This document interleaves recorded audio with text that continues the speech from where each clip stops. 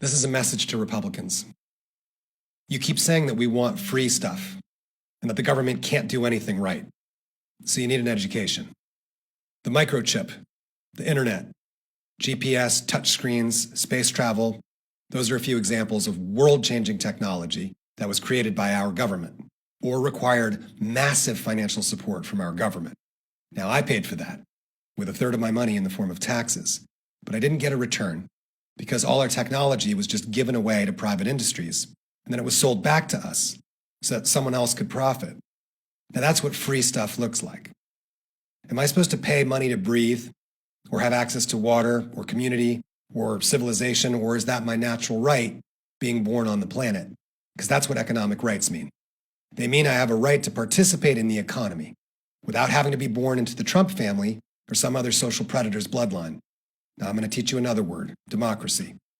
Now, wannabe mobsters, they love saying the government's bad at everything. When a government's ruled by the people, it's called our voice. So it's not bad, and you're not going to silence our voice. And whether it's the oil industry or the criminal justice system or the International Monetary Fund or Facebook or Congress or the presidency, if any organization becomes oppressive and unaccountable, that's tyranny. And then when we make them accountable, that's democracy.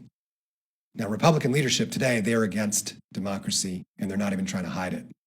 They're only in power because of an undemocratic electoral college that was created by slaveholders. They're only in power right now because we have an undemocratic institution called the Senate that gives a single resident of Wyoming as much voting power as 68 people in California. Because every state gets 2 senators, doesn't matter how many people live in them, and Republicans love that. They love how millions more Americans vote for Democrats but don't get any representation because they love free stuff, just like the Founding Fathers. Well, guess what? Slavery's over. States are not people. Corporations are not people. Concentrated power and wealth and a master race and master culture, none of that is democracy.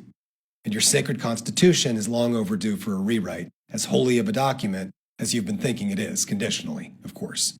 Because even the empire-hungry colonists would have been disgusted by your handing over everything, sir, yes, sir, to the lords and ladies of big box stores, oil, and money that Republicans are worshiping today. The American dream made us famous all over the world. We gave people hope. But Republicans love it so much more now that people have the worst chance at making it here than any other rich nation. They prefer the class system, the caste system, extreme inequality, and poverty, because keeping other people down, the communist, the Mexican, the scary pronoun, whatever word they want to give them, it makes them feel superior, like the old days, scared and demonizing whatever's out in the woods, outside of the colony. It doesn't matter that their lives aren't much better. They're living through the achievements of their gods, icons of money, power, cruelty, and dripping arrogance. And that's why they love a fabric flag more than the human flesh and blood that live and die under it, because they're idol worshippers. And that is exactly what Jesus and Muhammad and Moses told you not to do. How dare you invoke the name of the Almighty and his messengers against the weak, the meek, and the poor? The prophets led movements of the persecuted before they were overtaken by the persecutors, who allied themselves with totalitarians like you're doing now with modern-day Saudi Arabia and Israel under Netanyahu and this radical Christian cult, all for a dirty oil empire that is soaked in the blood of men, women, and children, and all the creatures of the earth. Now, when Republican leaders say they love freedom, they love the freedom of unchecked domination. And their followers, they love the freedom to live out some paranoid revenge fantasy of needing a firearm in case their superiority gets challenged in a Walmart or on some street in Portland.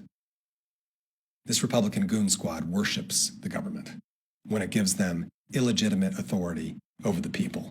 Then they march in lockstep, drunk with their abuse of power. Well, no. You can't have our democracy. You can't make it a great republic for slaveholders and wage slavery. Not again, not now, not ever. We beat you and your masters in the Civil War. We beat you on the beaches of Normandy. We beat you in Birmingham, and we're going to beat you again, because the truth wins. And you can stand by while all our communications networks get drowned with some Russian psychological warfare. You can redraw all our maps with a Sharpie. You can keep suppressing the voting rights of our Black, Brown, and First Nation brothers and sisters. And go ahead. Keep using the old slave laws to false multiply your votes. Keep tricking all your scared, angry, ignorant old white people into supplication before your orange golden calf, but we're going to beat you.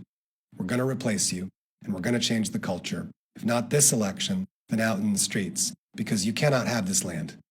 You cannot have this country. It was never yours in the first place.